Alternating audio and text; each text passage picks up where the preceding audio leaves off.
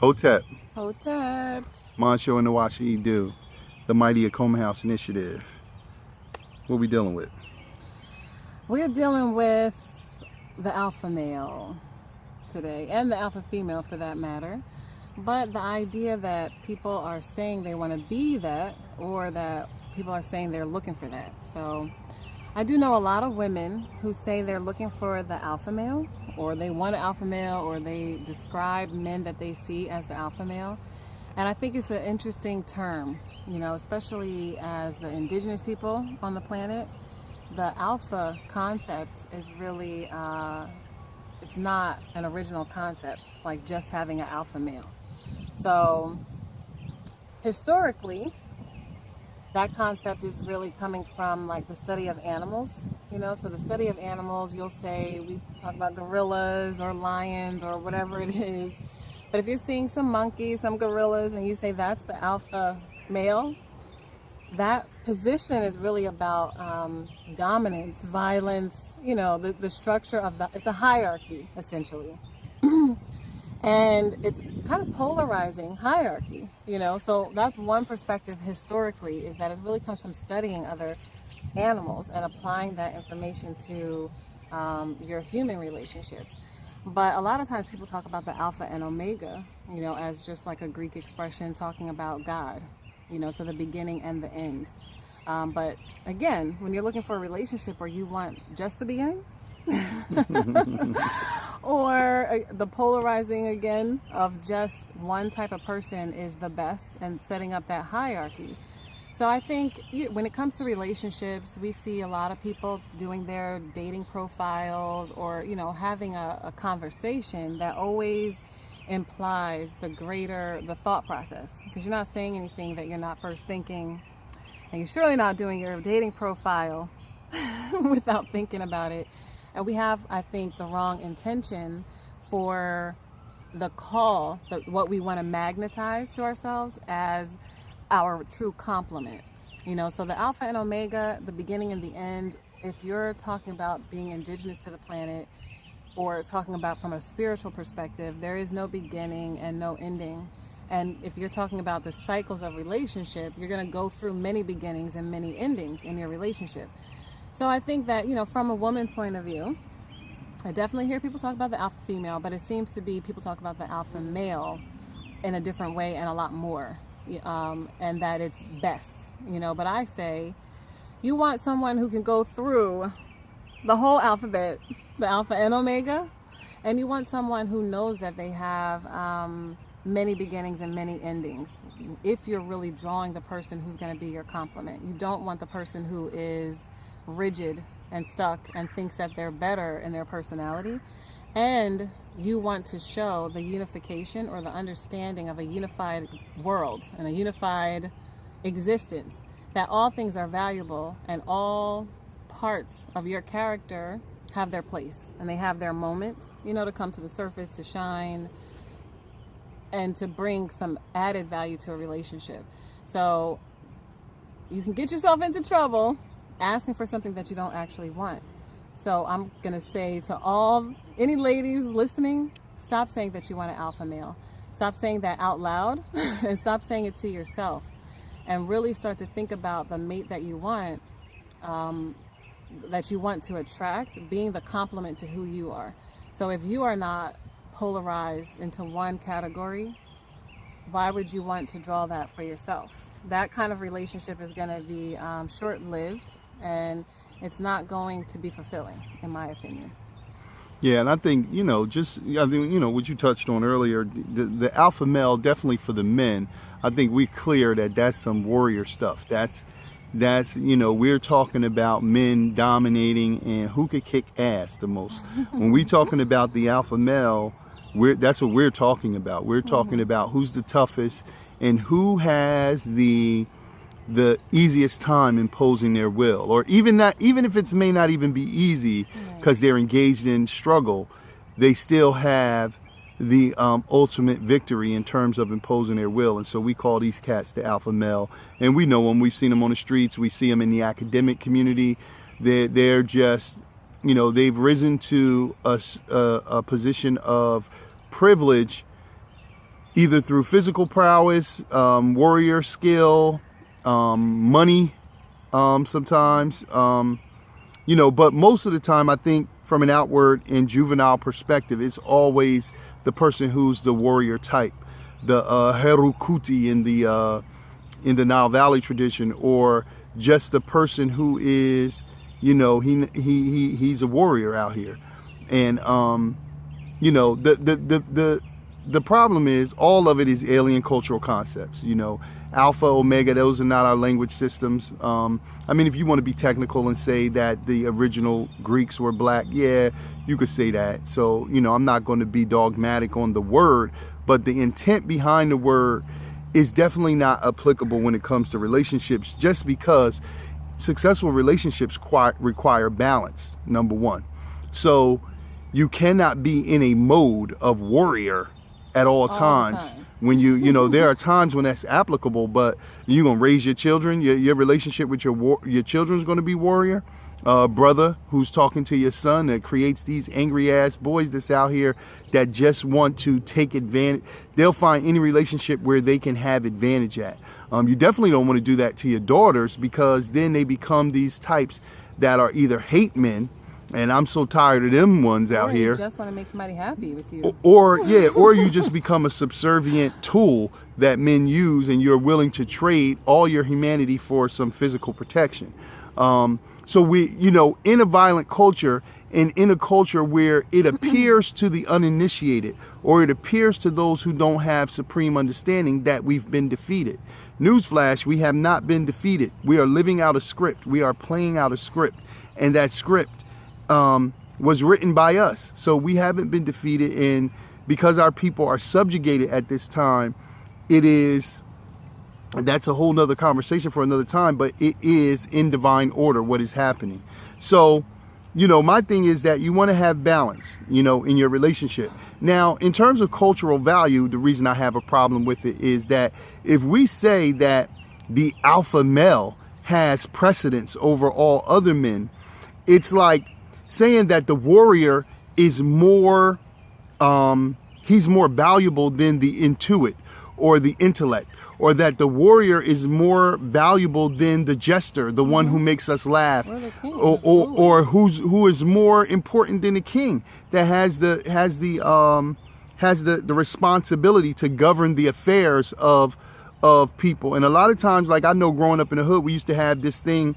I know a lot of people, Jay-Z comes to mind, where in lyrics they used to say they kill things with a sledgehammer. You kill an ant with a sledgehammer, they used to say. You can deplete your resources, your mental, physical, and emotional resources, being overhyped of everything and going to war over everything. So when we look at the Who, or the Harmacket, the Sphinx, what we see is a recumbent lion. The lion is an awesome beast, but the mind of the lion is what has the body subdued. It's the human mind paired with the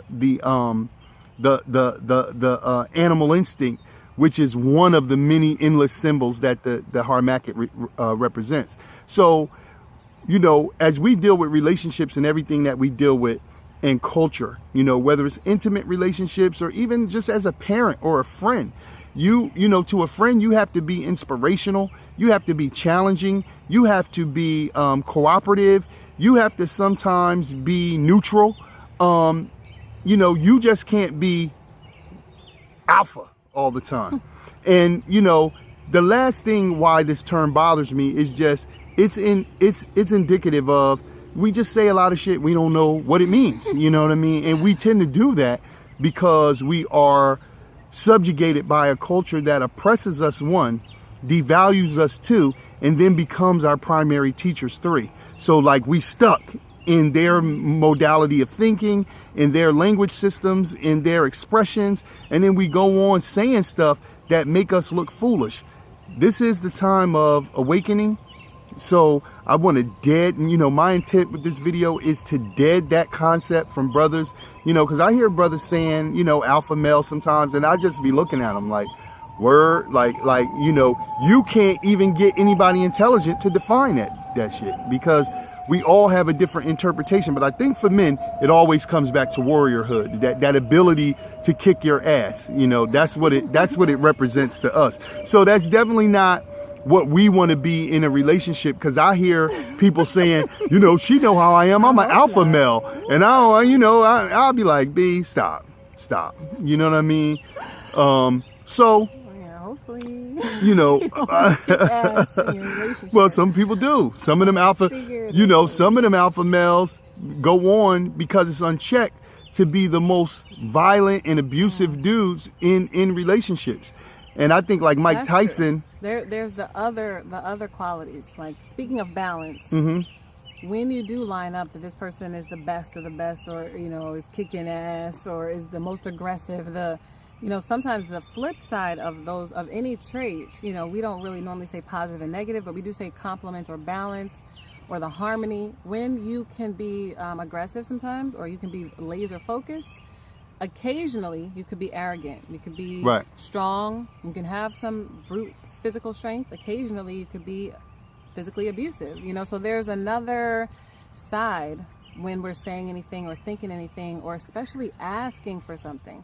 You can't predict everything, but you can anticipate a little bit. You can anticipate the compliment of whatever trait that you're really asking for. So when you're asking for that, are you thinking of the other things that come along with that stereotypical personality trait? And we use a lot of traits all the time, like Marshall just said, the warrior, the king, the gesture, the intuit.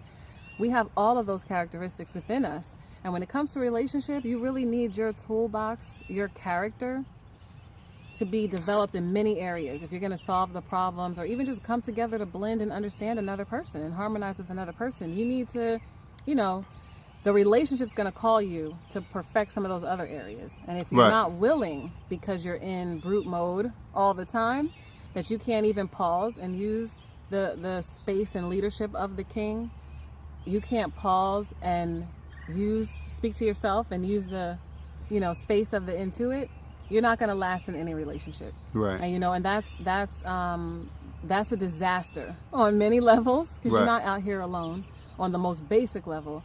But then on the other levels, we're still having children in our relationships. In our intimate relationships, we are having children, whether we stay with the person or not, whether we like the person or not. So you don't need to be I'm picking the best physical specimen all the time, because that's who's raising your children with you, or that's who's not there to help you raise your own children. How much of the time should you be? Because men want to know that. You got to be honest with what you are attracted to. So I'm saying be honest. Yes, please. Be honest to yourself. Be honest to the other person. And go get what you like. But also be honest about what else you get. You know what I'm saying? That's all I'm saying, is if you want somebody who is a certain height or a certain look, and that represents the best to you, then, that's your version of the best or the first. But no person is always like that. And when you're talking about longevity in a relationship or love, you know what I'm saying? Somebody could be a certain height and then have an accident and end up in a wheelchair, and then be shorter than you, or you're looking down on them all the time. I'm saying from a woman's perspective, you're just looking for the guy who's tall. If somebody has a certain complexion and they're in a fire, you know what I'm saying? Like, at a certain point, we just have to go beyond the superficial.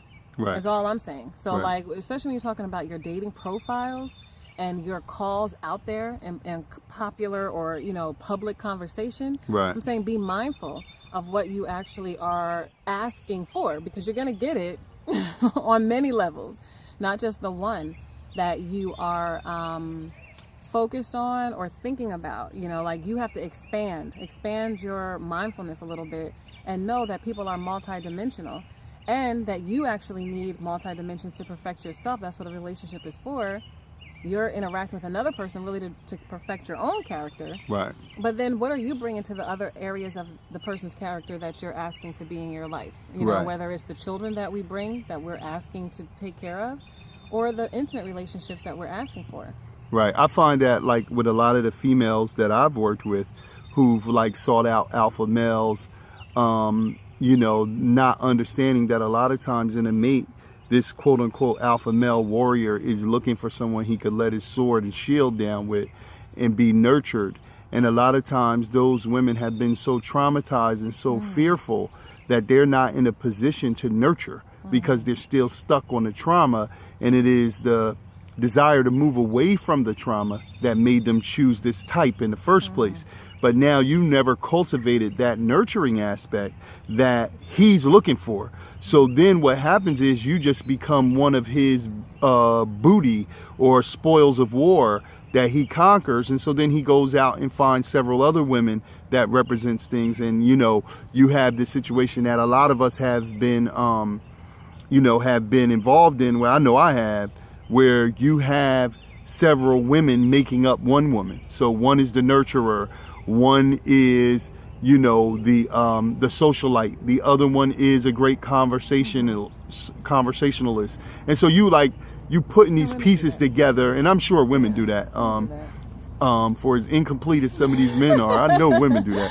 But it's just a thing that we get caught up in. And so balance is the key. Yes. Culture is the key. So stop using these Greek terms. I mean, if you want to be dogmatic and talk about the origins of Greece, whatever, I ain't gonna argue with you.